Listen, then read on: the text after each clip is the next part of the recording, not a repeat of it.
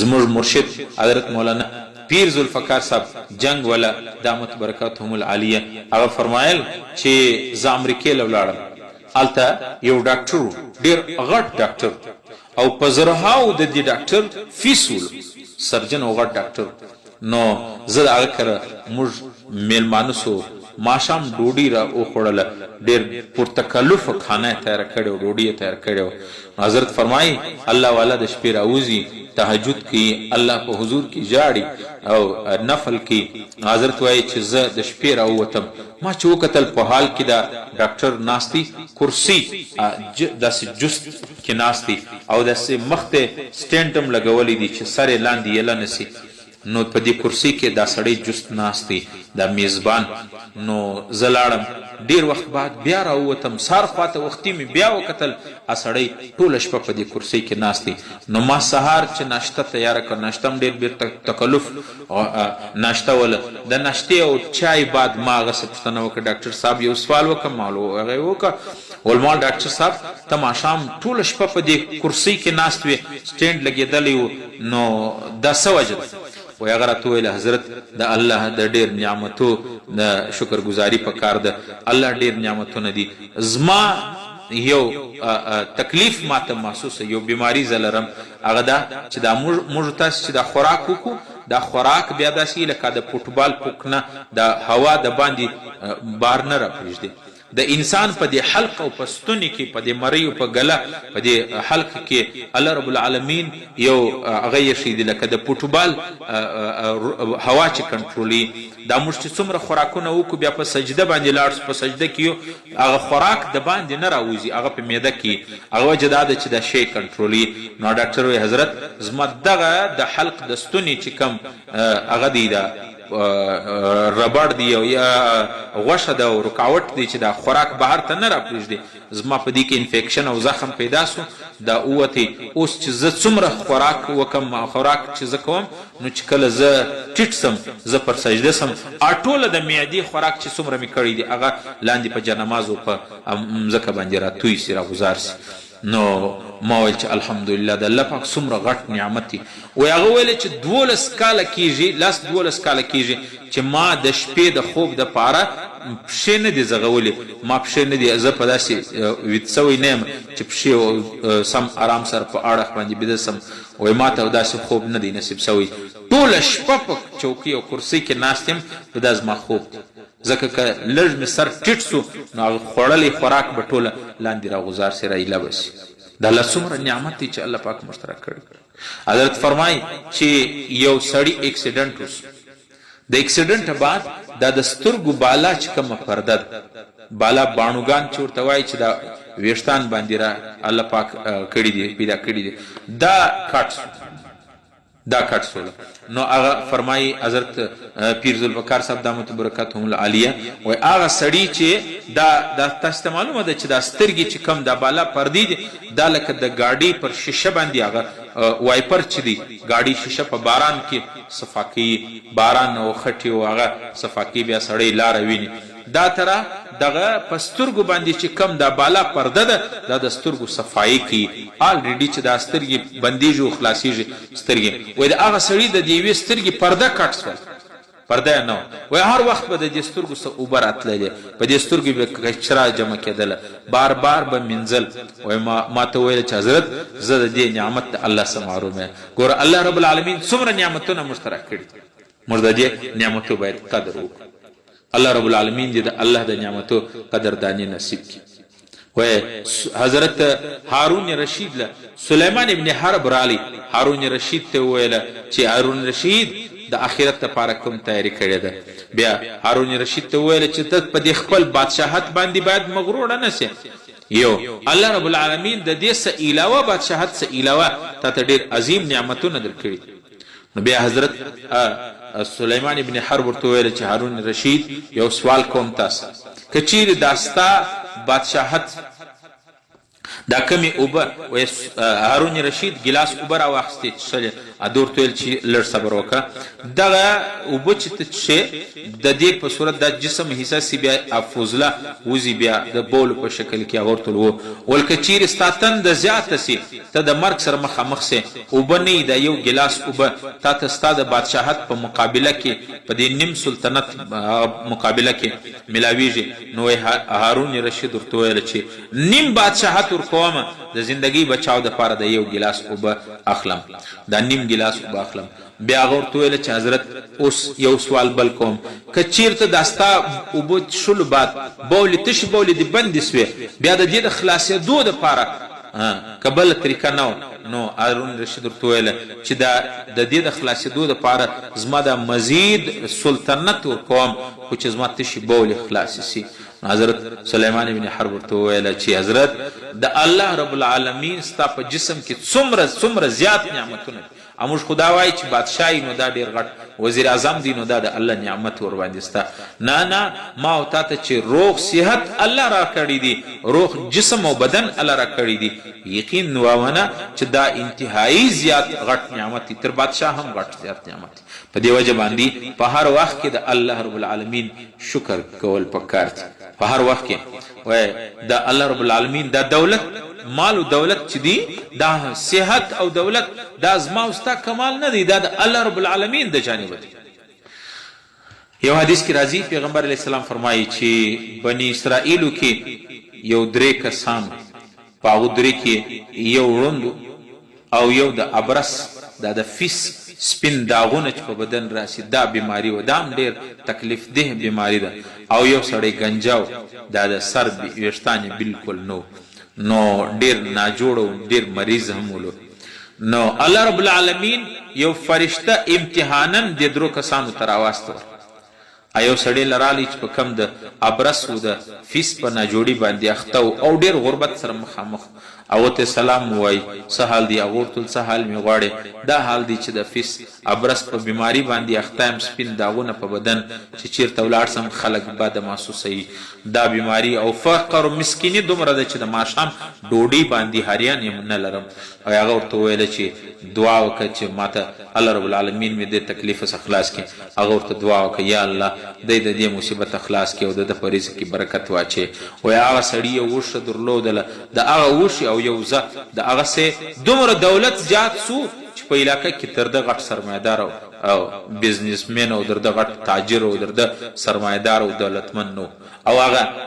ابرس بیماری الله تعالی بالکل جوړه کړه بیا د فرشته رااله یو بل گنجري په سر باندې د سر بیشتانې نسته او ډېر غریب دی هغه ته سلام وکړي څه حال دی او ورته دا حال دی چې په سر باندې مې بیشته نسته چې هر ځای لزم خلک مې بده محسوسوي او بل دا چې غریب یم د ماښام د رزق د ډوډۍ دا نه لرم نو هغه ورته ویله چې دعا وکړه چې ماته الله رب العالمین د دې مصیبت مې خلاص کړي وایي هغه فرشتې ورته دعا وکړله د هغه د سر ویښتان رالو هغه جوړ سو او الله رب العالمین دې سړي ته یوه غوا درلودله هغه غوا بیا دومره زیات برکت وکړي مځکې و غواګانې و یو ګلې سوې په سلهاو په زرهاو غواوې او دې سړي درلودې شیدې مستې کوچي او مکن هر څه زیات ولو نو خلک ورله راتلل نو د الله رب العالمین د دولت او دریم یو سړی نابینا دی پستر ګړون دی آتس فرشته راله سلام وکړي سال دی سلام علیکم وعلیکم سلام سال دی وای نابینا یم خلک خو دنیا دا د ما خو خپل اړوند یم خپل مور پلار مې نه دی لیدلی دعا وکړه چې الله رب العالمین دغه سترګې مې سمې کړي او غریب یم ډېر وایي فرشتې ورته دعا وکړله امتحانا یو کال بعد فرشته یو کال یا څه زمانه بعد الله بیا راواستوله چا کم د ابرس ناجوړو هغه اوښان دي او حیوانان دي او ډېر دولت یې هغه لراله د فقیر او مسکین په شکل باندې راله فرشتې ورته ویله چې مسکین یم غریب یم لږ کومک وکړه هغه د ده خبره باندې فکر نه وکړي بیا فرشتې ورته ویل غریب یم مسکین یم او الله بنده ته هم مخکې غریب یې ایستې نه لرل الله رب العالمین دولت درکړي دا خبره چې ورته وکړه ده له غوسه ورله وایي زه د پلار و نیکه سم مالداره ولم زه د پلار و نیکه سم بزنسمن او کاروباري ولم زه د پلار و نیکه سم دولتمن وم ته ماله وایه چې ته مسکین وې هېڅ دې نه درلود وځه او هغه بې عزته کړي هغه یې ذلیله کړي. فرشته څه ورته وایي چې ځي وایي اچھا داسې دی چې ته د الله د نعمت ناشکري کوې، الله چې کوم نعمت درکړی دی د هغه ناشکري کوې، یا الله د ده چې مخکې څنګه حالت و هغه رقمې برته حالت راولي. وایي د هغه سړي په دې اوښانو باندې په دې حیوانانو باندې داسې یو بیماري وبا ولګېدله چې په لږ عمر کې هغه دولت ټوله ختم سو او دا سړی برته د هغه ابرس په بیماري باندې اخته سو. بیا فرشته راله هغه بل ګنجله راله چې د سر ویښتان نو هغه ته وویله الله په نامه باندې څه کومک وکړه مدد وکړه. هغه ورته وویله چې نسته. بیا ورته وویله چې الله تا ته وختي تم غریب یې زما رقم الله رب العالمین دولت درکړي مال یې درکړي، هغه الله رب العالمین په نامه باندې لږ ما سره کومک وکړه. دا خبره چې ورته وکړه هغه سړی ډېر غوسه سو. وایي ته ما ته وایه چې ته غریب یې تا هېڅ نه درلود، زه د پلار و نیکه سم، ما د وخته سه زه تاجر ولم، څه کاروبار مې و، زه سرمایداره ولم، وځه د دې ځه سه. او فرشته هغه ته بدرد وویله. فرشتې دعا وکړه د انساني شکل کې راغلی ول الله دا سړي چې مخکې څنګه حالت و هغه رقمې کړي. او تاریخي حدیث کې راځي چې هغه سړي په هغه حیوانانو باندې بیا بیماري ولګېدله هغه او دې سړي ته برته هغه د سر ویښتان یې ولاړو والوتل. ولې د الله د نعمت ناشکري یې وکړله. انا بنا له فرشته راله بیا هغه ته وویله چې مسکین یم غریب یم مدد وکړه. هغه ورته وویله د الله په نامه باندې، هغه ورته ویل د الله د نامه قربان سم، زه هم مخکې نابینا ولم، زه هم په سترګو باندې ړوند ولم، بیا یو الله والا رالی ما ته دعا وکړه الله رب العالمین ما ته دولت راکړي. اوس دا غره په شله کې په لمن کې څومره پسونه دي څومره حیوانان دي چې څومره دي خوښه ده د الله په نامه یې بوس. وایي فرشتې ورته وویله چې مبارک دی تعالی د الله په دې نعمتو په دې امتحان کې کامیاب شوې، د دې نعمت شکر گزاري دې وکړه. نو زه فرشته یم ما ته د دې ضرورت نشته. الله رب العالمین زه واستولم چې ورسه زما چې کم د نعمت ما ورکړی دي شکر گزاري یې کړي هغه دپاره نورم اضافه ورکوم، او چې کم ناشکره دي د هغو څه نعمت واپس اخلم. په دې وجه عزیزانو د الله د هر نعمت شکر گزاري کول پکار دي. کم حالات راځي مصیبت والا حالات راځي په هغه باندې صبر، او د خوشحالي حالات راځي په هغه باندې د الله په حضور کې شکر کښل پکار دي. پیغمبر علیه السلام ناست یو دوه فقیران رالو، نبی علیه السلام دواړو ته یو یو کجور او خرما ورکړله. یو ناراضه سو چې دا لږ وبلل، اول خوشحاله سو خوشحالي باندې واخیستله. پیغمبر علیه السلام چا کم ابن کثیر دا روایت نقل کړی دی چا کم یو په خوشحالي باندې واخیسته د پیغمبر هغه لږ هدیه قبوله کړله. نبی علیه السلام هغو ته بیا 40 دیناره مزید ورکړه. بیا ورته ویل چې څوک د الله د نعمت شکر گزاري کوي الله رب العالمین وایي زه نور اضافه کوم. په دې وجه عزیزانو د الله د نعمت شکر گزاري کول دا د هر مسلمان ذمه داري ده.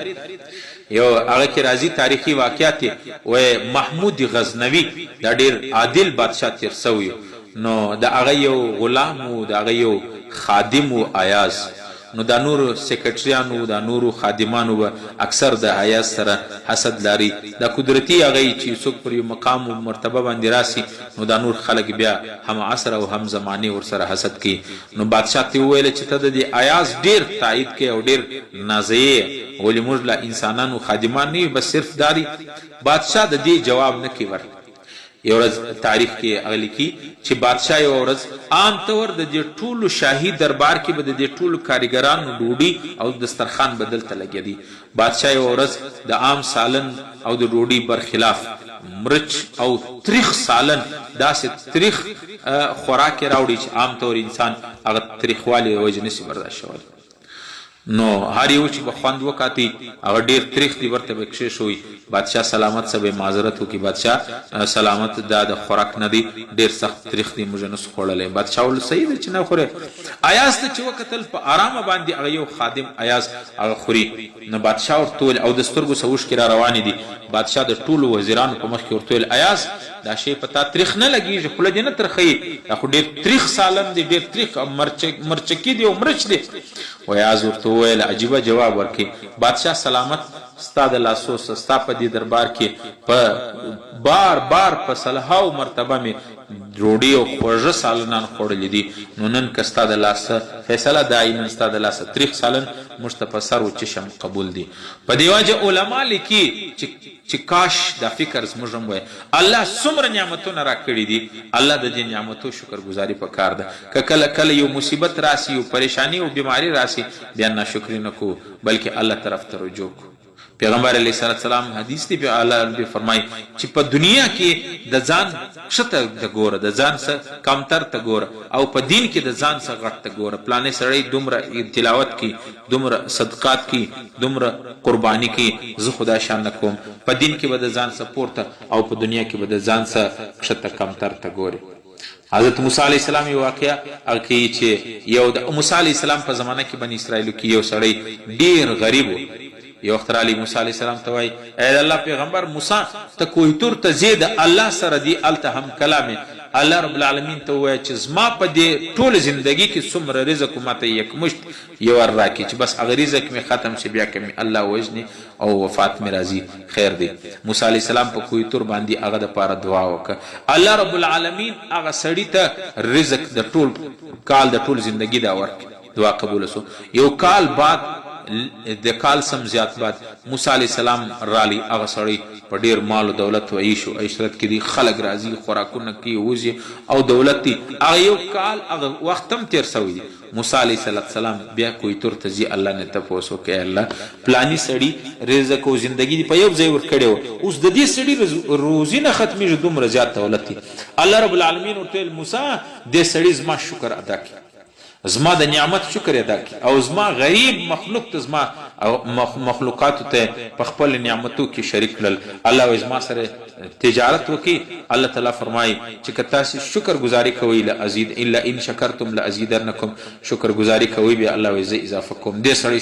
شکر کوي او دې سړی زما په مخلوق باندې خرڅول، نو الله تعالی زما په مخلوق چې څوک یو روپۍ خرڅوي زه په لس باندې په لس بدله ورکوم، یعنی زما په بنده باندې یو حصہ خرڅي الله تعالی په لس چند ور بدلوم. په دې وجه عزیزانو د الله د نعمتو شکر گزاري پکار ده. قرآن کې الله تعالی فرمایي واما بنعمت ربک فحدث، زما نعمت بیان ک الله رب العالمین وای. یو آیات کې دي ثم لتسالن یومئذ عن النعیم، الله تعالی زما د نعمتو پوښتنه او سوال به درڅ کوم. الله رب العالمین دې د الله د نعمت شکر گزاري موږ ته نصیب